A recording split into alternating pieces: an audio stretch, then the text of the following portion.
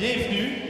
Je m'appelle Jacob et c'est un plaisir pour moi de vous accueillir. Je suis un des pasteurs ici à l'église et on aime ça commencer chaque matin en ouvrant la Bible. Chaque dimanche matin, une fois par semaine, on se réunit, on ouvre la Bible ensemble.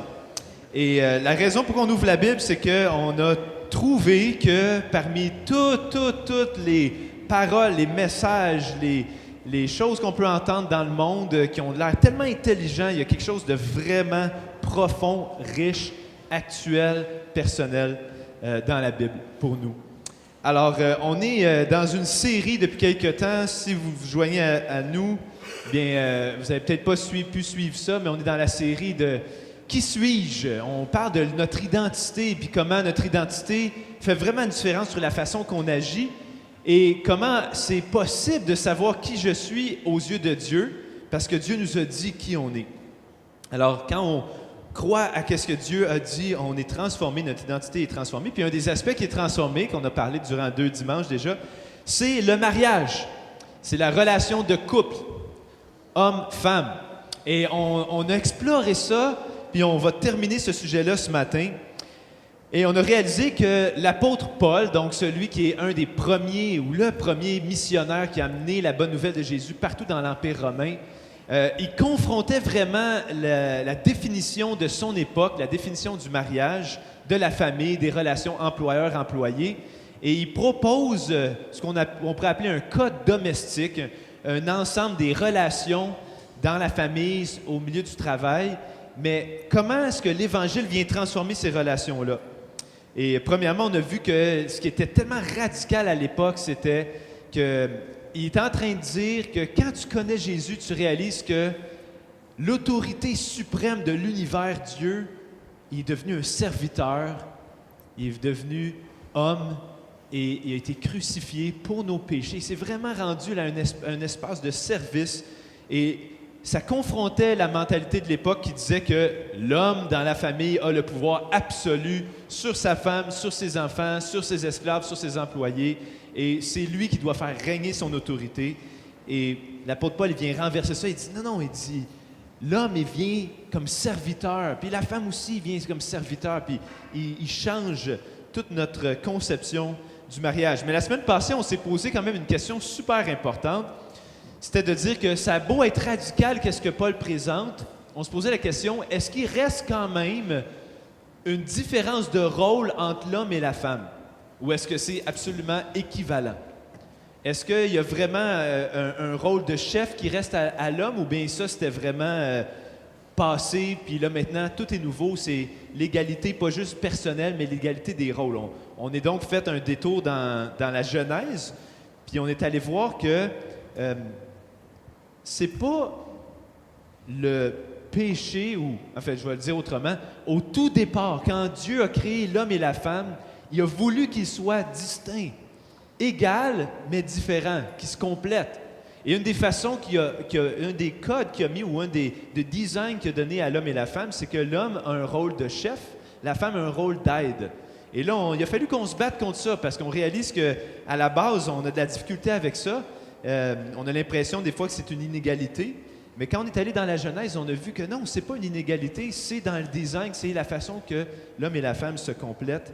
Et est-ce que l'Évangile vient annuler ça? Non, il vient plutôt le restaurer.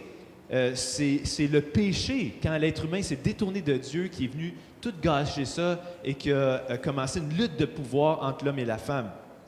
Alors, on a vu qu'au contraire, Jésus, quand il est venu, il a transformé cette notion-là de l'autorité. Puis on a fini la dernière fois avec un verset. Je l'ai-tu ici, le verset? On dirait que non, à moins qu'il soit ici.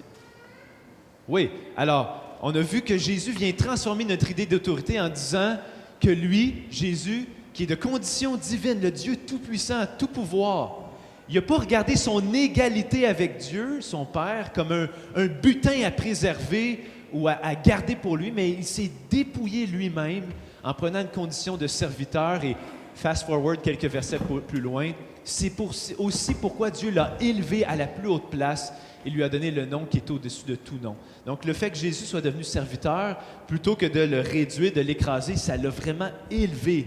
ça l'a élevé, qui démontre une humilité, et ça devient un modèle pour nous dans le mariage. Et on a compris que c'est une belle chose. C'est une belle chose quand un homme prend sa responsabilité de pourvoir à la protection pour sa famille. C'est une belle chose quand une femme dit « Je veux t'appuyer dans ton leadership ». C'est quelque chose qui est beau, qui est restauré par Jésus dans son exemple à lui. Mais on se pose quand même la question, comment vivre ça? Et là, c'est là qu'on va s'arrêter ce matin. C'est bien beau de dire ça, mais comment vraiment vivre ça? Dans le fond, ce qui découle des textes qu'on a lus, c'est que la définition du rôle de chef est redéfinie. Dieu, il appelle le mari à prendre la responsabilité première du leadership service, on va l'appeler comme ça, pas un leadership autoritaire, un leadership service, de la protection et de la provision dans son foyer. Responsabilité pas la seule, mais première.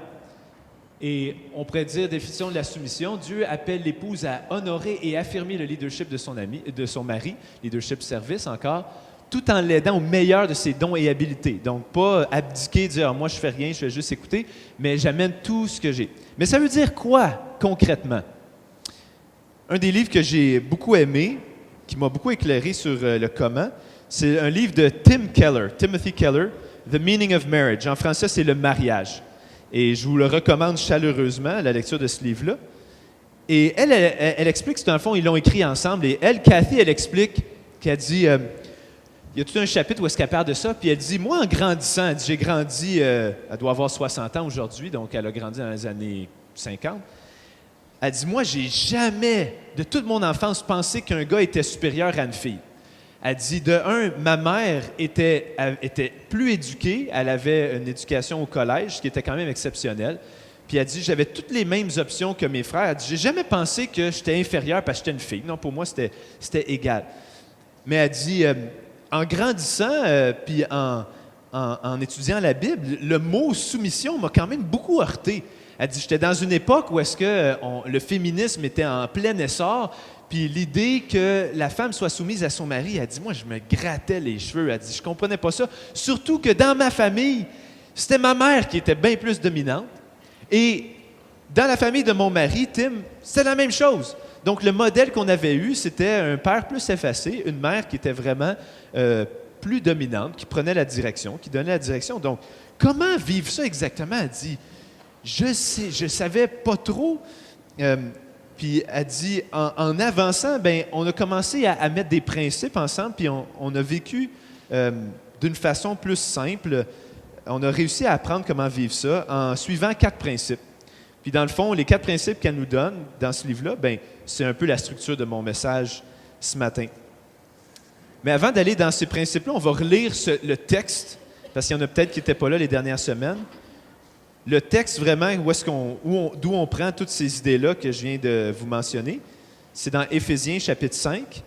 C'est la page 769, si vous avez une Bible blanche. Et si tu n'as pas de Bible, fais juste lever la main, on va t'en donner une. Tu vas pouvoir suivre. Pour vrai, moi, je ne suis pas si intelligent que ça. Ce que vous avez besoin d'entendre, c'est la parole de Dieu. Donc, écoutez pas juste moi, mais lisez-le pour vous-même, notez-le. C'est ce livre-là qui peut faire une différence, et pas moi vraiment. Donc, Éphésiens 5, à partir du verset 21 jusqu'à 33, et ensuite, on va rentrer dans les principes dont je vous parle. Premièrement, c'est « Soumettez-vous les uns aux autres dans la crainte de Dieu ». Donc, c'est quelque chose qui doit faire partie de notre culture. « Femmes, soumettez-vous à votre mari comme au Seigneur, car le mari est le chef de la femme, comme Christ est le chef de l'Église, qui est son corps et dont il est le Sauveur. Mais tout comme l'Église se soumet à Christ, que les femmes aussi se soumettent en tout à leur mari. Mari, il y a beaucoup plus de textes sur le mari que sur la femme. On a probablement plus besoin d'entendre ça. Aimez votre femme comme Christ a aimé l'Église. Il s'est donné lui-même pour elle afin de la conduire à la sainteté après l'avoir purifiée et lavée par l'eau de la parole. On va revenir pour expliquer ça. Il a tout fait ça pour faire paraître devant lui cette Église glorieuse, sans tache, ni ride, ni rien de semblable, mais sainte et irréprochable. Verset 28, c'est ainsi que les maris doivent aimer leur femme comme leur propre corps. Celui qui aime sa femme s'aime lui-même. En effet, jamais personne n'a détesté son propre corps. Au contraire, il le nourrit et en prend soin, tout comme le Seigneur le fait pour l'Église, parce que nous sommes les membres de son corps, formés de sa chair et de ses os. Et c'est pourquoi l'homme quittera son père et sa mère, s'attachera à sa femme, et les deux ne feront qu'un. Ce mystère est grand, et je dis cela par rapport à Christ et à l'Église. Du reste, que chacun de vous aime sa femme comme lui-même, et que la femme respecte son mari. Alors, on va... Le comment. C'est beau de voir ça, OK, l'homme, un chef, soumission, mais comment on vit ça concrètement? Puis en me préparant, je vous avoue que j'avais tellement d'idées, ça a été dur de me concentrer, mais il y a une image qui m'est venue, puis j'aimerais ça vous la partager. Voici mon image. Je trouve que quand on entre un peu dans la vie, on accumule du bagage, tu sais. C'est que je rentre avec mon sac à dos, puis... ça, c'est moi en grandissant, jeune, puis un moment donné, tu sais, 17, 18, 19, 20, bon, peu importe, on vieillit, puis ça commence à être lourd, tout ça. Tu sais, il y a beaucoup de choses à transporter. Voulez-vous que je donne un exemple? Qu'est-ce qu'il y a dans mon sac à dos? Oui. Ça vous intéresse, hein? On est tous des enfants en quelque part, hein? On est tous des enfants en quelque part. Bien, regardez, justement, une des choses qu'il y a dans mon sac à dos, c'est tout mon argent que je place ici. C'est que qui a déjà un jouet de même? Oui. Alors, tout mon argent, et voilà. Donc, c'est ça. Ça, c'est ma fille qui a laissé ça là-dedans. Il n'y a pas grand-chose. Mais, tu sais, ma gestion de l'argent, veux pas, à un moment donné, ça devient quand même assez lourd à porter. Il y a du stress. Hey, tu regardes toute la liste des comptes qu'on a, assurance ci, assurance auto, me nourrir, ma santé. Bien, tiens, ma santé, justement, tu sais. Il y a ça, mes pompes. En fait, c'était mon bébé, mais tu sais, c'est représentatif. Il faut prendre soin de sa santé, l'exercice. C'est d'autres choses à gérer. Rendez-vous chez le médecin. Bon, il y a ça. Après ça, c'est sûr qu'il y a un char. Ça, c'est mon char. Donc, il est environ de même, mais très hot. Il y a d'autres choses. C'est sûr que mon album photo quand j'étais petit, regarde-moi ça, beau bébé. Hein? Ça, c'est tout mon chemin à moi, mon histoire à moi. Ah, avec ma mère, première journée d'école, non. En tout cas, tout mon bagage émotionnel, tout les choses positives, les choses difficiles de ma vie, tu sais, je les transporte avec moi tout le temps. Je ne le sors pas tout le temps. En fait, je me rappelle pas la dernière fois que j'ai regardé ces photos-là, mais je suis pas maquillot. C'est quelque chose qu'on transporte, puis que nos réflexes, on commence à avoir ces réflexes-là. Il y a des choses qu'on a trouvées difficiles, qu'on se protège pour ne pas revivre ça. En tout cas, tout le chemin émotionnel qu'on a. Ah, c'est sûr que j'ai ma gestion du temps. Comment je gère mon calendrier, mon horaire de la journée, mon rythme de vie, quand est-ce que j'ai besoin de me reposer, quand est-ce que j'ai besoin de plus travailler. C'est quand même... Est-ce que vous êtes d'accord avec moi? C'est de la gestion, ça. Beaucoup de gestion, surtout aujourd'hui. Avant, on savait au moins que les magasins étaient fermés à 5 heures. On savait que le vidéo fermait à 11 heures. On savait que le dimanche était fermé. Ça, c'est quand j'étais très petit, là. Mais ça rythmait la vie. Maintenant, tu as accès à n'importe quoi, tout le temps. Alors, il faut que tu gères ça, c'est pas évident. Il y a quoi d'autre? Ah, ben oui, c'est sûr qu'il y a une maison, en quelque part, là. Quand j'étais jeune, je n'avais pas encore, mais tu sais, il y a des choses à régler. Puis tu sais, il y a... C'est un petit peu magané, mais il y a toute la question spirituelle. Je suis qui, moi, je m'en vais où? Qu'est-ce qui est important? Tout ça, est lourde, je vous dis. Elle est lourde, celle-là. Ça, c'est de la gestion aussi. Ça fait que, c'est sûr, quand je me promène avec tout ça, je vous dirais, c'est pas évident. Alors, un moment donné, tu sais, ce que je me suis dit, c'est que c'est tellement lourd à porter, puis des fois, je vous avoue que je sais pas trop comment démêler tout ça. Tu sais, j'ai un peu... je deviens un peu confus sur les priorités à faire, puis j'ai de la misère à tout me placer. Ça fait qu'à un moment donné, je me dis, j'aurais besoin d'aide. J'aurais besoin d'aide. Là, j'avais tout bien pacté ça, mais ça va être difficile. J'aurais besoin d'aide. C'est vrai, j'aurais besoin d'aide, puis, sais-tu qu'est-ce qui m'aiderait? Vous savez, hein? Une femme!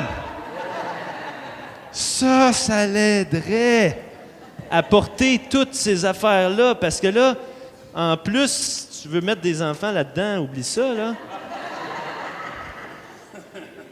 Marie-Paul, tu viendrais-tu m'aider, s'il te plaît? Eh où, Marie-Paul? Viens ici, Marie-Paul, s'il te plaît, chérie. Ah, ça l'aiderait donc bien.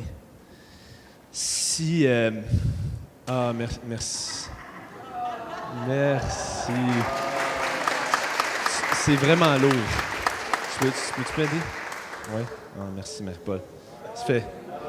Merci vraiment beaucoup. Ah. Elle est bonne, hein? Ouais! Ah, merci, chérie. OK, bien, il faut que je continue à prêcher, là. C'est que bouge pas. Parce que j'ai du travail, là, en ce moment. C'est que... Donc, Éphésiens 5, si on revient à ça... Marie, aimez votre femme comme Christ a aimé l'Église. C'est correct? J'en ai pour un autre, une demi-heure. C'est bon. Elle est soumise, hein?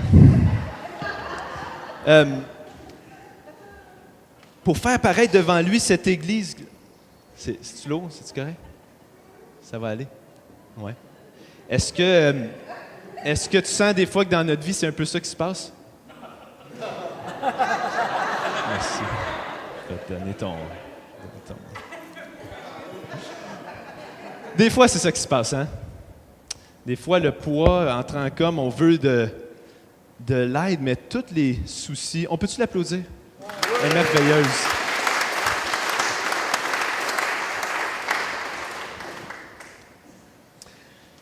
Tous les soucis et les tracas, un homme peut avoir tendance à dire « Moi, je vais aller travailler et je dompe ça sur ma femme. » Parce que c'est trop lourd à porter. Elle, bien sûr, elle a tout son propre sac à dos, mais combien de fois est-ce que, comme femme, tu t'es sentie peut-être comme ça? Ou est-ce que la charge revenait partout sur tes épaules à toi? Puis la réalité, c'est que quand Jésus, quand l'apôtre Paul, il dit « Aimez votre femme comme Christ a aimé l'Église », il s'est donné lui-même pour elle. Une des premières choses qu'il dit, qui est simple, là, mais il est en train de dire « Mets-les le sac à dos, OK? Je sais que tu n'as pas envie, là, puis qu'il y a les lots, mais je t'ai donné à toi de prendre ça. » Ça ne veut pas dire qu'il est moins lourd pour moi. Puis on va voir comment gérer ça bientôt, mais justement, comment comme homme, on peut prendre cette autorité-là, puis ça ressemble à quoi? Qu'est-ce que Kathy Keller a dit? Elle dit, premièrement, comme premier principe, ah oui, ça, c'est des phrases qu'elle a dit qui étaient assez bonnes, là, mais je vais vous lire ça, puis après ça, on va aller au principe. Elle dit, si ce n'était pas une attaque envers la dignité et la divinité, mais plutôt menait vers une gloire plus grande du Fils de Dieu, de Jésus, de se soumettre et de prendre le rôle de serviteur, alors est-ce que ça peut vraiment me nuire de jouer le rôle de Jésus dans notre mariage, c'est-à-dire de me soumettre? Elle dit, c'était la gloire de Jésus, moi aussi, ça peut être ma gloire. Elle dit ça m'a aidé à comprendre. Et elle dit aussi, laissez-moi souligner que Jésus a accepté son rôle volontairement comme un cadeau à son Père. Voilà comment j'ai découvert que ma soumission dans le mariage est un cadeau que j'offre et non pas un devoir qui m'est imposé. Donc ça, c'est son témoignage à elle. Mais elle continue avec les 4 principes. Premier principe, qui revient justement au mari, l'autorité du mari, comme celle du fils envers nous, n'est jamais employée pour se servir, mais seulement pour servir les intérêts de son épouse. OK, je vais continuer un petit peu avec ça. Donc, oui, il y a une autorité, mais pas pour se servir, mais seulement pour servir les intérêts de son épouse. Qu'est-ce qui va contribuer au bien-être, à la santé spirituelle, émotionnelle, physique de mon épouse? Et on va examiner, pour bien comprendre qu'est-ce qu'il veut dire, on va examiner un peu ce texte-là. On va aller un petit peu plus profondément au verset 25. De quelle façon... Parce que Jésus, il dit, « Fais comme moi. » Okay? Qu'est-ce qu'il a fait exactement, Jésus, pour son épouse? Ceux qui n'ont pas encore compris, Jésus n'est pas marié, mais c'est une métaphore pour parler de l'Église, l'ensemble des croyants. Comment? Donc, il dit, « Marie, aimez votre femme comme Christ a aimé l'Église. » Qu'est-ce qu'il a fait? Donc, verset 25. Premièrement, il s'est donné lui-même pour elle. C'est-à-dire qu'il a utilisé ses énergies, ses intentions, ses efforts, son travail. Il a exercé de l'énergie pour se donner à son épouse, à l'Église. Et il avait un but. C'est ça qu'on voit au verset 26. Puis ça, c'est une des choses les plus importantes. Si toi, comme homme, si tu es un homme marié ou si tu es en couple, si ton but n'est pas semblable à celui de Jésus, tu ne pourras rien comprendre du reste. Okay? Pourquoi Jésus s'est donné? C'était quoi son but avec son Église, avec son épouse? Il s'est donné lui-même pour elle afin, donc dans le but, verset 26, de la conduire à la sainteté, après l'avoir purifiée et lavée par l'eau de la parole, pour faire paraître devant lui cette Église glorieuse, sans tache, ni ride, ni rien de semblable, mais sainte et irréprochable. L'image que je vois quand je lis ça, c'est Jésus, et il se compare, ça a l'air fou, okay, qu'est-ce que je veux dire, mais il se compare à un homme qui tripe sur sa blonde. Okay? Peut-être que c'est la chose la plus blasphématoire, j'ai dit, pardonne-moi Seigneur si c'est ça, mais il est en train de dire, il l'aime tellement, il s'est donné pour elle et son but, c'est de la faire paraître dans toute sa gloire. Il ne veut pas juste que lui puisse la contempler, mais il veut que le monde entier contemple l'Église. Puis, si tu as déjà vu un gars en amour avec sa blonde, OK, il en est fatigant. Il parle juste d'elle. Il la voit dans sa soupe. Il a le sourire fendu jusqu'aux oreilles. Puis là, t'es gossant, tu sais. Puis il pense que, pas qu'il pense, mais il peut pas, il s'imagine que tout le monde voit ce qu'il voit, puis il veut le voir tellement qu'un homme qui va aimer sa copine va vouloir la marier, va vouloir s'engager avec elle, puis il va vouloir l'amener dans une cérémonie de mariage où est-ce qu'elle va monter l'allée de la façon habillée la plus belle qu'elle a jamais été, avec la coiffure, les attraits, là, dans toute sa splendeur. Puis là, moi, j'aime ça, célébrer des mariages, parce que je regarde le gars qui était en tox, là, puis à part le fait qu'il est stressé de dire ses vœux, qu'il a préparé la veille, il est là, puis il est tellement hâte de voir sa femme marcher. Il n'est pas supposé avoir vu sa robe, il ne sait pas de quoi elle va avoir l'air. Mais là, il ne veut pas juste lui la voir, il veut que tout le monde voit comment elle est belle. Il est heureux de la voir paraître dans toute sa gloire. Et c'est ça l'image que Jésus dit ici. Il veut la conduire, puis là, il n'utilise pas l'image de la beauté physique ou de la gloire de comment elle est douée dans la musique ou je ne sais pas quoi, mais il veut la voir dans la sainteté. Ça, c'est un mot qu'on n'utilise pas beaucoup, donc parlons-en un petit peu.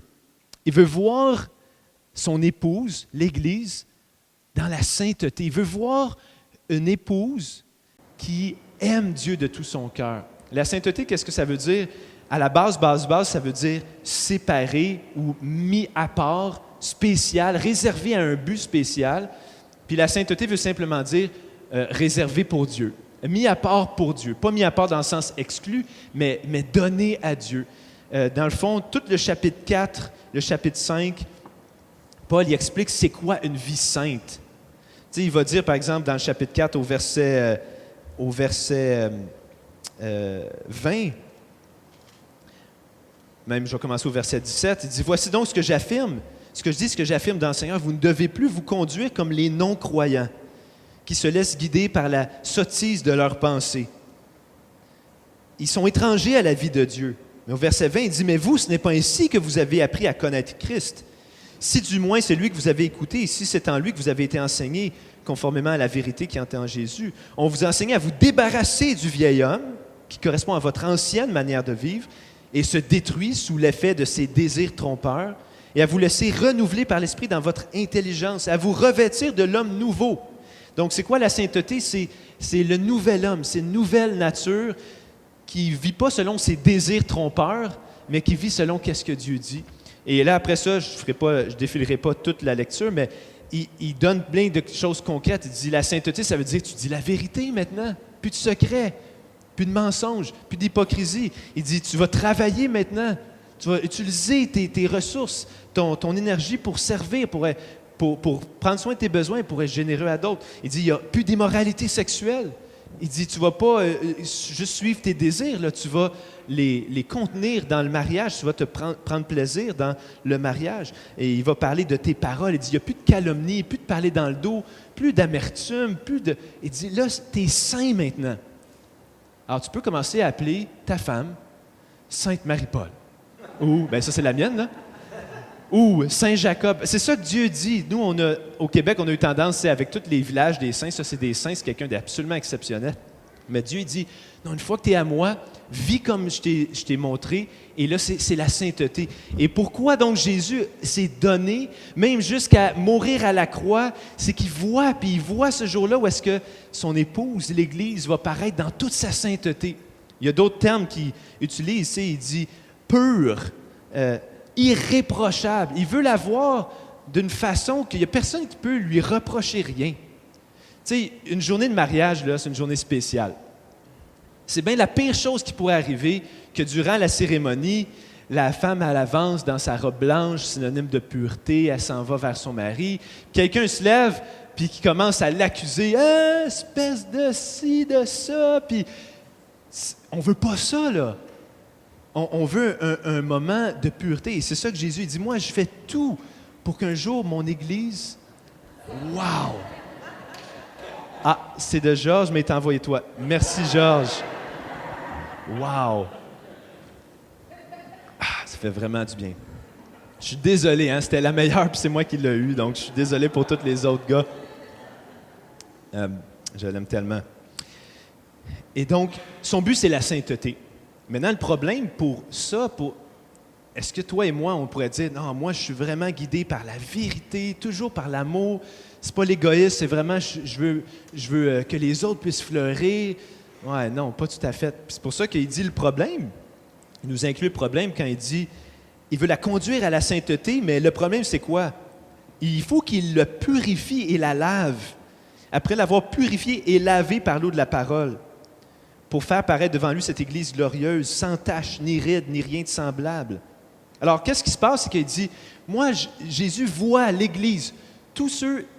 Bon, c'est quoi l'Église? C'est pas un bâtiment, c'est pas une institution, c'est pas une organisation. L'Église, c'est chacun de vous qui avez reconnu Jésus, qui avez donné votre vie à lui, qui avez soumis votre volonté à Dieu, qui avez reconnu que Dieu s'est fait connaître en Jésus. Vous faites partie de l'Église. On entre dans l'Église par la foi en Jésus. Et donc, il dit, le problème, c'est que mon Église, elle a des rides, est usée, est fatiguée par la vie, est tannée, elle a les nerfs à bout, elle a des taches. C'est une métaphore, là, mais il y a des zones que sa robe n'est pas propre, là, elle est sale, de toutes sortes d'affaires dans lesquelles elle a traîné, des fois par sa faute, des fois souvent par la faute des autres. Puis les pères de vous et moi. Elle n'est pas glorieuse comme je voudrais, elle n'est pas irréprochable. En fait, on peut y reprocher bien des choses. Puis si on faisait jouer le film de sa vie, mettons, devant le public, il y a bien des places qu'elle voudrait, fast-forwarder. Alors, qu'est-ce qu'il doit faire avec ça? Il dit, il a fallu que je la lave, que je la purifie, que je la... Comment il fait ça? Par quel moyen? Donc, son but, c'est la sainteté. Le problème, c'est le péché, c'est la souffrance, c'est la honte, c'est la fatigue. Et comment il va la laver? Il dit très clairement, après l'avoir purifiée et lavée par l'eau de la... Quoi? OK, relisez votre Bible avec moi, là. Par l'eau de la parole. Qu'est-ce que ça veut dire? Il est en train de dire la façon que j'amène mon Église à la sainteté, c'est que l'eau, la parole est comme de l'eau qui va la purifier. Quelle parole? Juste n'importe quelle parole? Est-ce que c'est juste la Bible? La Bible purifie en bloc? Non, il clarifie. Retournez avec moi dans Éphésiens 1, okay? Juste une page avant. Éphésiens 1 au verset 13. Il clarifie quelle parole il veut dire. En lui, au verset 13, chapitre 1, verset 13. En lui, vous aussi, après avoir entendu encore le même mot, la parole de la vérité, puis là, virgule, l'évangile qui vous sauve. C'est pas juste une parole en général, mais il dit la parole, c'est l'évangile qui vous sauve. C'est pas juste, c'est la Bible. Lis la Bible, puis juste la Bible, ça va te nettoyer. Bien, c'est vrai, mais si tu prends la Bible comme un livre de règles, si tu prends la Bible comme des connaissances religieuses ou des connaissances sur le passé, tu vas tomber à côté. Mais lis la Bible comme l'Évangile, c'est-à-dire la bonne nouvelle que Dieu vient vous sauver, qui vous sauve. Puis bien sûr, la seule façon que ça peut avoir un effet dans nos vies, c'est quand on croit. Alors, il dit, après avoir entendu la parole de la vérité, l'Évangile qui vous sauve, en lui, vous avez cru, et vous avez été marqués de l'empreinte du Saint-Esprit qui avait été promis. » Alors, récapituler, je sais que ce n'est pas encore très concret, mais on y arrive. Le but pour Jésus, le but envers son épouse, c'est je veux l'amener à la sainteté. Le problème, c'est qu'elle a des reproches, on lui a des reproches à lui faire, elle est tachée, elle est fatiguée. Je vais la laver comment? Je vais l'amener à la sainteté par la parole, qui est la bonne nouvelle. Puis qu'est-ce qui se passe? Comment la bonne nouvelle vient nous amener à la sainteté, à faire le bien, à ressembler à Dieu, à aimer Dieu? C'est que la parole, elle nous dit, c'est des paroles de grâce. La parole a dit, puis ça c'est tout Éphésiens 1, il faut le relire, mais elle dit, la parole, c'est que, la bonne nouvelle, c'est qu'en Jésus, tu as été choisi avant la création du monde. En Jésus, tu es pardonné de tes fautes. Il n'y en a plus de reproches. C'est pas parce que c'est jamais arrivé ce que tu as fait, mais c'est que tu n'es plus coupable. Tu es non coupable. Il n'y a personne qui va, Dieu ne te reprochera pas ça. Il l'a pris sur ses épaules en mourant à la croix. Et c'est quoi l'autre parole aussi? C'est t'es héritier. Tu ne peux plus dire « Ah, moi, j'ai rien, personne ne m'a jamais rien donné, je suis tout seul, il faut tout que je me batte pour avoir mes propres affaires. » Non, Dieu, il dit non, tu es un héritier, tout est à toi. Le monde est à toi. Toute la technologie que les hommes ont développée un jour dans sa présence, ça va être utilisé pour toi, pour le bien de l'humanité. Je te donne tout ça, tout est à toi. Puis il continue en disant « Tu as été marqué de l'empreinte du Saint-Esprit. » Ça veut dire que tu es attaché à moi. Il va dire aussi dans le chapitre 1, tu es adopté. Alors, dis pas qu'il n'y a personne qui t'aime. Tu es adopté. Maintenant, si tu ne crois pas ça, ça aurait zéro effet dans ta vie. Ça va juste passer comme ça du jour. Mais quand tu écoutes ça et tu dis « Hey, mais c'est vrai », ça te libère, ça te purifie, ça te lave. On revient au mariage, l'homme et la femme. Ça veut dire que première tâche de l'homme envers sa femme, première façon qu'il va le servir, utiliser son autorité ou pour le servir, c'est qu'il va assurer, il va prendre la responsabilité d'une sécurité spirituelle dans sa famille. Il va dire, moi, je veux qu'on s'en aille vers la sainteté. Ça, c'est ce qui est important. L'homme va réaliser qu'il y a plein de paroles qui ont été dites au sujet de ma femme à travers sa vie, à mon sujet. Il y a plein de paroles que le monde nous dit. Le genre de paroles qui dit travaille fort puis fais tous tes efforts comme ça, un jour tu vas voir qu'est-ce que tu veux vraiment. Ta valeur est dans ta performance. Toutes sortes de paroles qui sont fausses. Et l'homme, premièrement, il va dire, moi je veux que ma femme soit protégée, c'est-à-dire je veux qu'on se dirige vers Dieu. Je veux amener vers la sainteté. Ce qui est bon là-dedans, c'est que la sainteté, c'est quelque chose qu'on poursuit à travers tous les aspects de notre vie. Oui, il y a des moments où est-ce qu'on doit faire des choix, dire, OK, bien, notre famille, ça va être important, on va aller à l'église le dimanche, à la nono, là, mais on va écouter la parole de Dieu, on va se retrouver, on va se refixer sur Jésus une fois par semaine avec l'Église de Christ, son épouse, on va faire ça. Ça l'aide. De dire, OK, dans notre maison, la parole de Dieu, elle va avoir une place. On va la lire, on va la partager. On va prier ensemble, on va répondre à Dieu. Dans notre famille, on va utiliser nos ressources pour servir, pour que d'autres personnes puissent se rejoindre à cette épouse. Que des gens qui ne connaissent pas Dieu puissent le connaître. OK, on va avoir des alliés pour nous aider. Ça, c'est toute une façon que l'homme dit, je veux prendre cette direction-là. Mais souvent, on vit des épreuves. Souvent, la maladie peut nous empêcher de faire ces choses-là. Souvent, les difficultés, le stress financier. Et ce qui nous sauve, c'est que Jésus dit, quand ton but, c'est le même but que Jésus, quand ton but, c'est que ta femme soit sainte, peu importe que ce soit dans la maladie, peu importe que ce soit dans les difficultés financières, le but demeure. On peut être saint, appartenir à Dieu en remettant nos fardeaux à Dieu, en se confiant en lui. Je ne sais pas si c'est clair ce que je veux dire. Je vais dire une dernière façon, puis après ça, je vais abandonner. Mais c'est que si ton but, quand tu t'es marié, je ne sais pas pourquoi tu t'es marié, mais si ton but, c'est d'être compris, mettons, puis que là, à un certain moment, tu réalises, je ne suis pas vraiment compris, mais là, ton mariage, ça ne peut à rien. Si ton but, c'est de dire, moi, je veux une sécurité financière, puis tout seul, j'ai peur, puis à un moment donné, vous avez des problèmes financiers, bien là, ton mariage, ça ne peut à rien. Comprenez-vous ce que je veux dire? Mais si ton but, c'est la sainteté, tu peux passer à travers tout.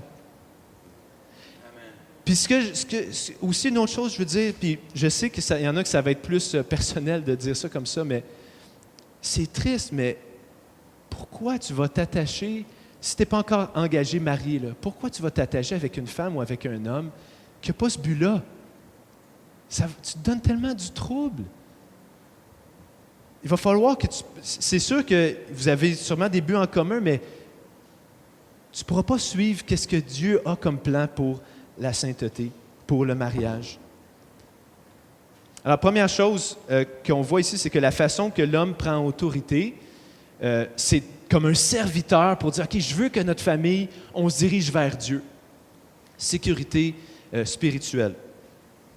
Première chose. Mais deuxième chose, coudonc, où ma manette? Là-dessus. Deuxième chose, c'est qu'on voit une autre image. Non seulement il amène vers la sainteté, mais au verset 28, il dit, c'est ainsi que les maris doivent aimer leurs femmes comme leur propre corps. Avant d'aller là, je veux juste dire, c'est sûr que dans le mariage, les taches sur la robe, les rides, tu les vois de beaucoup plus proche, de plus proche que jamais. Et si ton but en te mariant, c'était d'être compris que moi, je peux être valorisé, puis que j'ai quelqu'un qui me supporte dans mes buts, bien, tu vas vraiment frapper ton mur assez vite.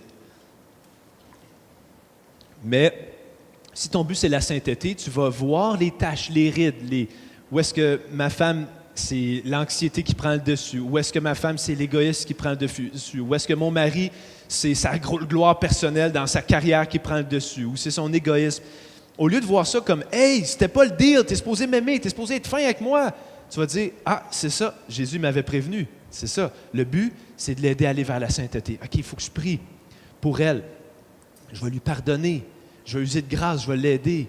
Je sais bien, c'est super tough tout ça, c'est un immense chemin, mais c'est ça le but. » Mais ensuite, il donne une autre image qui est vraiment forte aussi. Et il dit au verset 28, « C'est ainsi que les maris doivent aimer leur femme comme leur propre corps. Celui qui aime sa femme s'aime lui-même. En effet, jamais personne n'a détesté son propre corps. Au contraire, il le nourrit et en prend soin, tout comme le Seigneur le fait pour l'Église. » Je sais qu'il y en a qui vont dire « Ah, moi j'ai déjà détesté mon corps. » Ouais, je me regarde dans le miroir des fois, je l'haïs. Ou des fois, j'ai détesté mon corps, j'ai pas assez dormi, j'ai pas bien mangé, j'ai pas bien pris soin. Il reste que tu prends soin de ton corps quand même. Tu veux vivre. Récemment, puis je donne cette information-là en même temps pour ceux qui ne le savent pas, mais Jean-Louis Marsan, le premier homme qui s'est fait baptiser à Ecclésia, à Ici par les Arts, a appris qu'il était atteint d'un cancer. Et mon ami Michel ici est allé le voir. Ils ont été des bons buddies, ils sont encore. Et Michel est allé le voir, puis Jean-Louis est devenu vraiment faible tout d'un coup. C'est un homme fort, il travaillait, c'est lui qui a construit en partie les classes en haut pour les enfants, fait de toutes sortes de choses. Et il travaillait, et là, presque du jour au lendemain, il est devenu faible, pas capable de travailler, perdu ses moyens. Et Michel jasait avec lui, puis il voyait qu'il se laissait aller. Il ne mangeait plus, il était découragé, dépressif. Puis Michel me racontait la conversation qu'ils ont eue, qui était quand même directe, mais bonne. Il a dit, pas Michel, mais il a dit, Jean-Louis, qu'est-ce que tu veux? Tu veux-tu mourir? Tu veux-tu aller rejoindre Dieu? Pas de problème, tu es dans la bonne direction. Non, je veux pas ça, j'aime ma femme, je veux rester. Bien, il dit, mange! Il va falloir que tu te prennes en main. Prends soin de ton corps. Et Jean-Louis, c'est une conversation simple, mais par la grâce de Dieu, ça l'a réveillé à dire, hey, je dois prendre soin de moi-même. C'est un réflexe qu'on a. Un maringouin nous pique, on tape, on se protège. Et ce que Jésus dit, quand tu es marié, ta femme n'est pas une autre entité. Tu la traites comme ton propre corps. Elle a mal, tu as mal. Elle souffre, tu souffres. Tu veux prendre soin d'elle. Alors, ce qui m'amène à parler de sécurité physique, financière, émotionnelle, sexuelle. Il nourrit son corps et en prend soin. Ça, c'est un bon challenge, en tout cas pour moi. Dans le sens que, moi, j'aime bien le monde des idées, hein? Puis Marie-Paul, ma femme que j'aime, est beaucoup plus concrète que moi.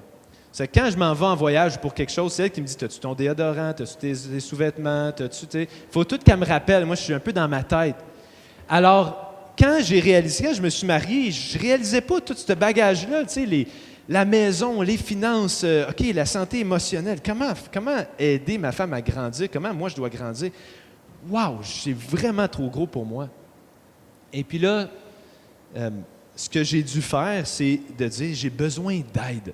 Puis ça, c'est pour ça que j'ai gardé mon sac à dos. C'est qu'à un certain moment, comme gars, on veut être un serviteur, mais on ne sait pas trop quoi faire. On ne le sait pas trop. Puis là, on reçoit des critiques, de l'insatisfaction. Notre femme nous amène des problèmes. Puis, regarde, je ne sais pas. Puis c'est là que le réflexe, au lieu de juste dire, ben garde, là, je vais être un homme, puis garde, solution, on fait ça, puis on arrête de chialer, c'est de même. Bien, la solution, plutôt, ce que Dieu nous dit, c'est que premièrement, tu dois toi-même accepter, comme homme, que Jésus a donné sa vie pour toi, qui est là pour t'aider. Puis tu dois prendre ce bagage-là, ces challenges-là, puis là, c'est trop haut pour moi, là, mais allez mettre ça au pied de la croix. Puis dire, je ne sais pas trop quoi faire. Je sais pas comment tout gérer ça. Oui, je voulais me marier, mais je ne réalisais pas que c'était si tough, puis je ne réalisais pas qu'est-ce que j'aurais à vivre, puis la pression. Puis à un certain moment, il faut dire, OK, sais-tu quoi? J'ai besoin d'aide.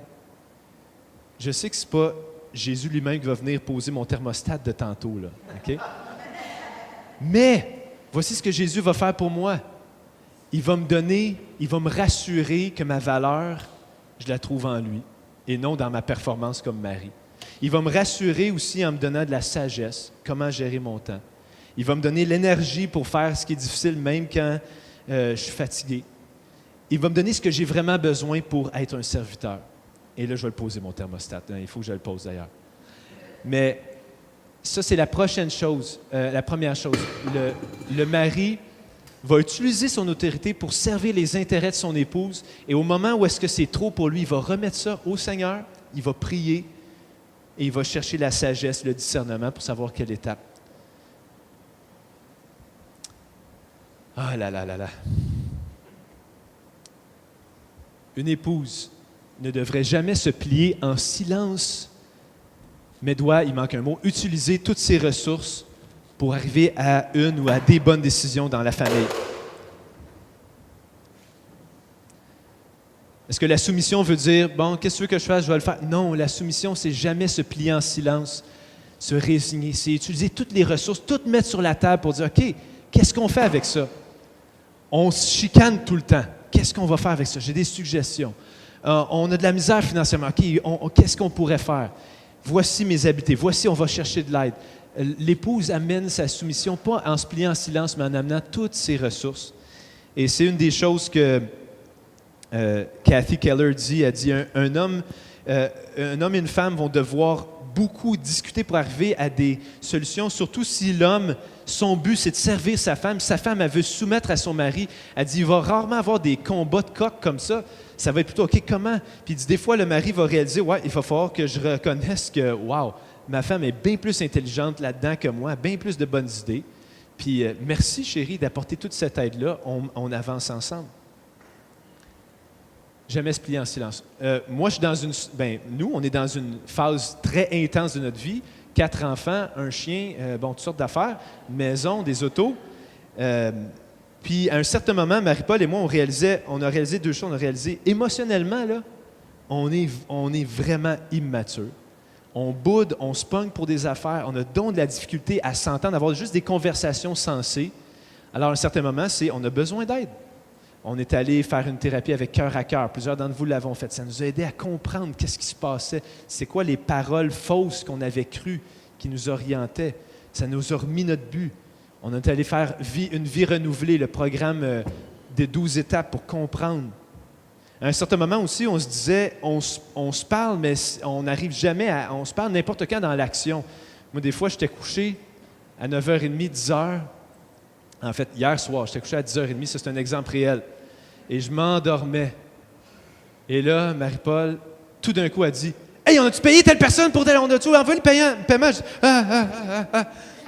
Parce que un homme, c'est souvent plus... on met les choses plus dans des boîtes, mais ma femme, elle, ça se passe n'importe quand, tout le temps.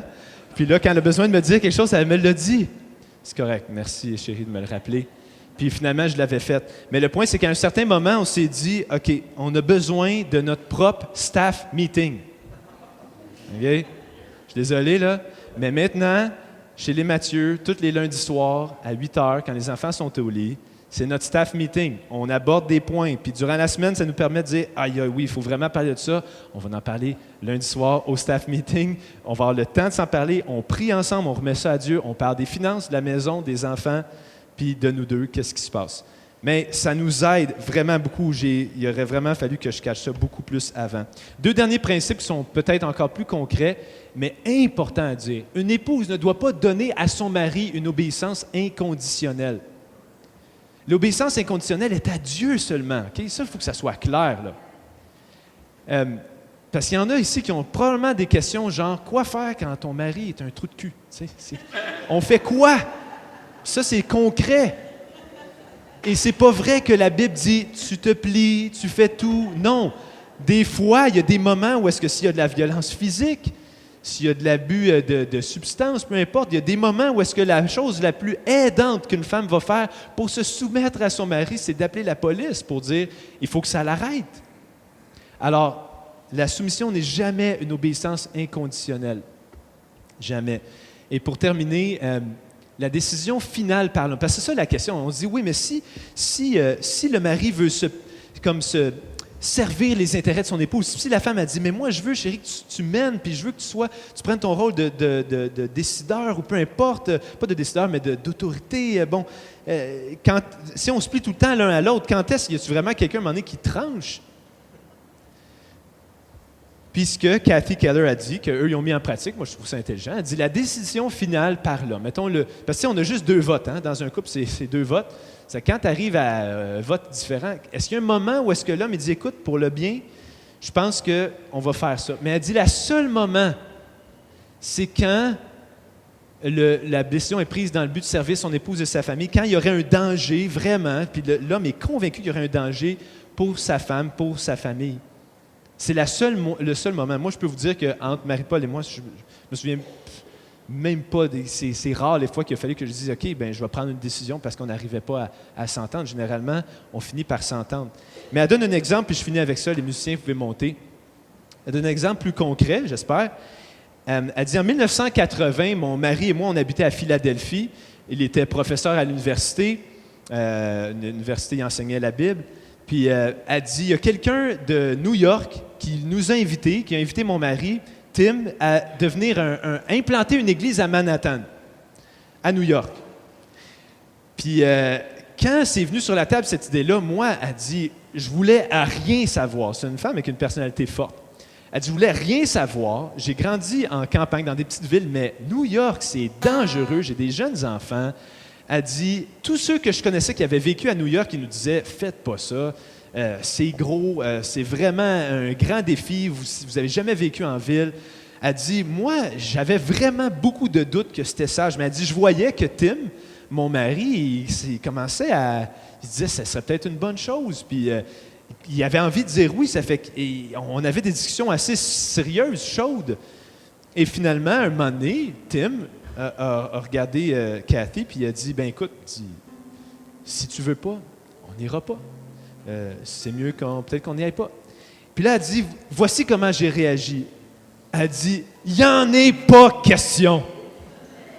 Elle dit, ça, c'est d'abdiquer tes responsabilités. Tu ne vas pas mettre ça sur mes épaules à moi.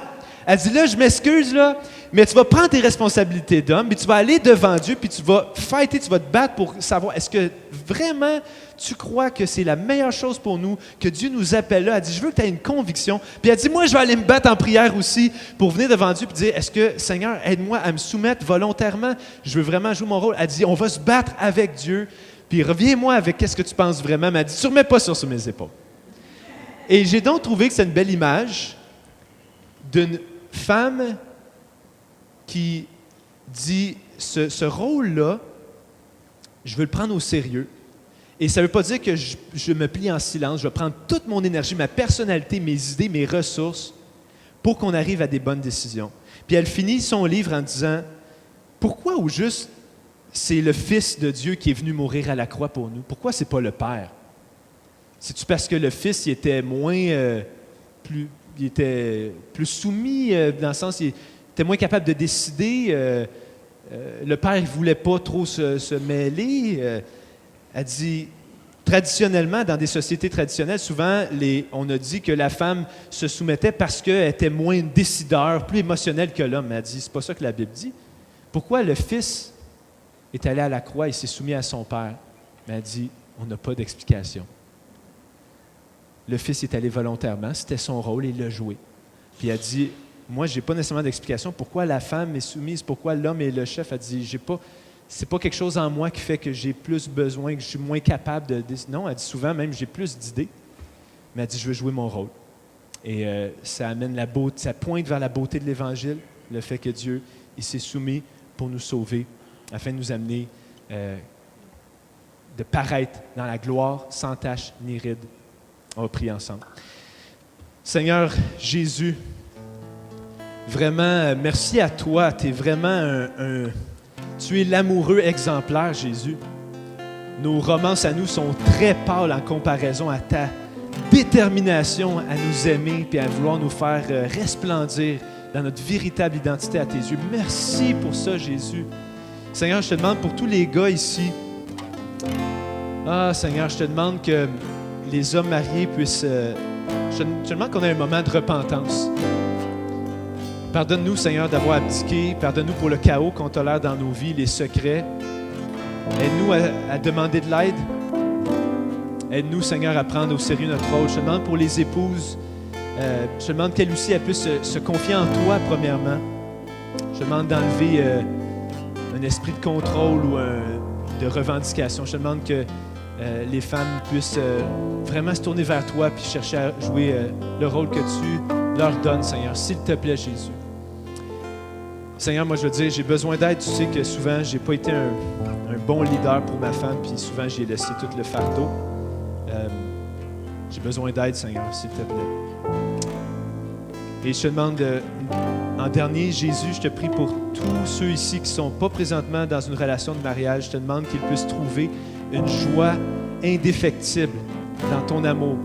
Je te demande ils et elles puissent trouver vraiment une valeur complète en toi. Je te demande ça, Seigneur Jésus, pour notre joie et pour qu'on puisse te faire connaître à travers cette ville. Merci qu'on peut te chanter. Amen.